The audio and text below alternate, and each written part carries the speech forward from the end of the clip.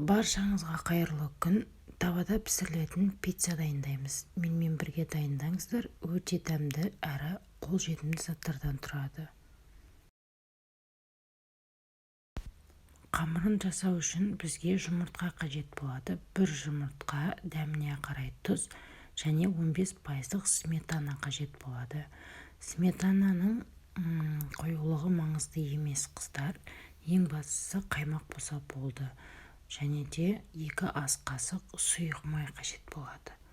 Осының барлығын блинчиктің көмегімен жақсылап тұрып араластырып аламыз. Барлығы толық жақсылап тұрып араласуы керек. Содан соң барып електен өткізілген ұнымызды қосып, жақсылап тұрып араластырамыз.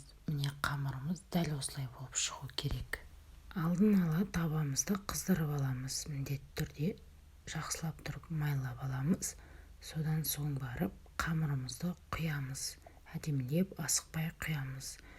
Міндетті түрде жайғастырамыз. Яғни домалақ пішіндеске келтіреміз.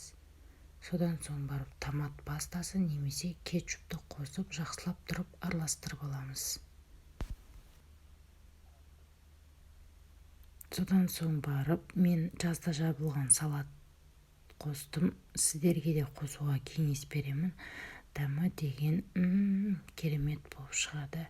Немесе басқа да заттар қоссаңыздар болады. Содан соң барып үкіштен өткізілген сырымызды қосып, міндетті түрде табаның қақпағын жауып қоямыз. Шамамен 15 минуттай тұру керек. 15 минут өткеннен соң біздің пиццамыз піседі. Қыздар, міндетті түрде қақпақты жабуды ұмытпаңыздар. Міне біздің пиццамыз пісті. Толықтай піскен-піспегенін ағаш таяқшамен тексерсеңіздер болады, қыздар. Өте дәмді болып шығады. Міндетті түрде дайындап жасап көріңіздер. Сіздермен болған Назерке. Келесі кездескенше сау саламат болыңыздар.